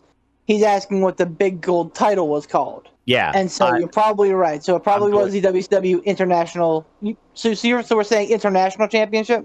Yeah, WCW International World Heavyweight Championship. Works for me. Okay. Cool. Who was the final champion? Sting or Flair? Flair. I mean, it could be anybody else, but... Yeah, I'm going to say Flair. I'm going to say Flair and Sting had their match, and Flair won. So Flair walked into it with the title and walked out with the big gold. I don't know who. I can't remember, and I'm not even going to shadow a guess as to who walked in with it. That's the question, because he's asking for the final champion. So that's part of the question. He's asking who the final champion is. So meaning who walked into the belt before the unification. And to be clear, we're asking who was the final international the WCW International Heavyweight Championship. Okay. Flair. Right. Okay. So I think it was probably Sting, and then Flair unified it and made it the big gold world heavyweight title. I'm good with doing that, honestly. Okay. Yeah, I don't know who walked in with it. Because I couldn't venture any other guess as to. I don't know who walked in with it, but I want to say Flair won it. Yeah, I don't know. So top down so far, what was it called? The WCW International World Heavyweight Championship. Who was his final champion? We're going to say Sting. Who wrestled to unify it with the WCW Heavyweight Championship? So we're going to say Sting and Flair. And then, he didn't ask who the first champion was, so I'm making it the first official. So I guess we'll find out. So, all right. So what was it called? WCW International World Heavyweight Championship. Final champion was Ric Flair. Or no, final champion was Sting. And then Sting and Flair wrestled to unify. Are we good with those? Yep. Yeah. Let's peel that curtain back. This will be a perfect place to end off, too. In case it wasn't clear, this was after the NWA split. All right, so Ransom was right, following his instincts on that. Hope it helps the answer. Also, is it too late to bring back the hashtag bring back the Maniac movement? Yes, Maniac it is. The answers are the big son of a bitch. The BGB Big Gold Belt was known as the WCW International Heavyweight Championship. Oh shit! And was unified when its final champion Sting faced Ric Flair, Flair being victorious. Holy shit! Nice.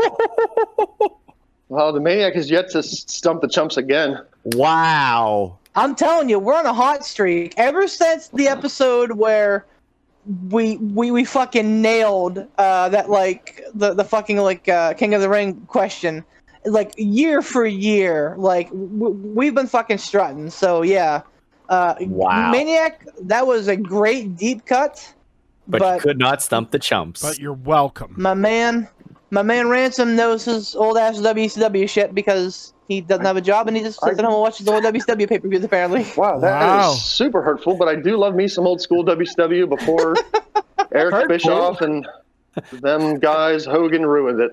Hurtful. I agree, man. It was such a backhanded compliment, but a compliment nonetheless. So I agree with Ransom. Some of those old WCW stuff, pay-per-views were a little hokey, but at the same time, it's fun watching, knowing who became what and what went where.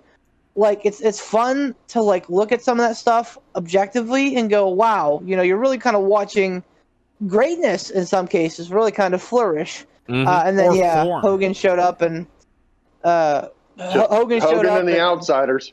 Yep. And I mean, again, the NWO era was a wonderful thing, but it went too far. you know, it better to burn out than to fade away. And the NWO just stuck around a little bit too long, and that's what killed the business. Or rather, the NWO was not the problem. Hogan and his creative control stuck around a little bit too long. Let's not belabor the point. Yeah, I was gonna say back in the day, like back in the early '90s, I think my first memory of really watching wrestling was watching like Ricky the Dragon Steamboat in WCW, and I was just like, "This is awesome." So, yeah, yeah, man, Steamboat Austin. They had some great matches. I think for like the television title or something. Yes. Maybe the U.S. title. yeah. All right, well, I'm going to channel my inner Poot here, and I'm going to set up burrito time. So strap in. There's a little bit of sass coming. Hope everybody's ready. Here we go. Yep. Well, guys, this has been a great episode, but, I think Tigerbomb Tom's getting a little long in the tooth, so we're going to go ahead and wrap this episode up. Beef, do you want to thank the sponsors? Love to, Ransom. There was the sass. Hope everybody enjoyed it. Oh, that was sassy. Well, it was a little sassy. I got it. I appreciated it. I'd love to thank our sponsors, Mr. Casual Gaming Dad himself. Always a pleasure to be joined by the one and only Tiger. Uppercut. Bomb Tom. And, always working hard over at the CGD page over on Facebook. Give him a like, give him a share, give him a follow, get some stars. Tom, what's your star goal for the month? So let me tell you guys real quick that thanks in part, I'm going to shout her out. Little Foxy Mayhem. She has blown me away with her generosity these last 2 months. We've already hit our stars goal for the month. It would be 50,000 stars. We're above that. Yeah, fucking A is right. So. For those that might be listening and want to get their hands on a Switch Lite if they haven't already, that's what I'm going to be giving away as the grand prize, and then we're going to have subsequent runner-up prizes. I haven't decided exactly what it is, but I'll probably do something like I've done the past couple months, in like the $100 gift card and some swag from my shop. But the grand prize for September is a Switch Lite bundle. So you're going to get the console, a copy of Mario Kart 8 Deluxe, 3-month online membership for Nintendo, and a little carrying case to protect your brand new investment.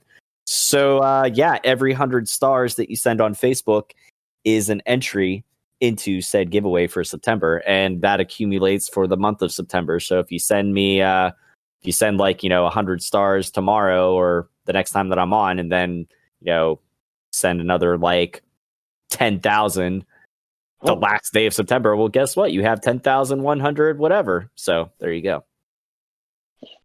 That's a hell of a deal, and one would presume that with the that's a big ass prize. Well, I got the Switch Lite and Mario Kart that they could make an appearance or two on Monday Night Mario Kart. Plug. Absolutely. Let me shamelessly plug that on my Casual Gaming Dad friend's behalf. Yes.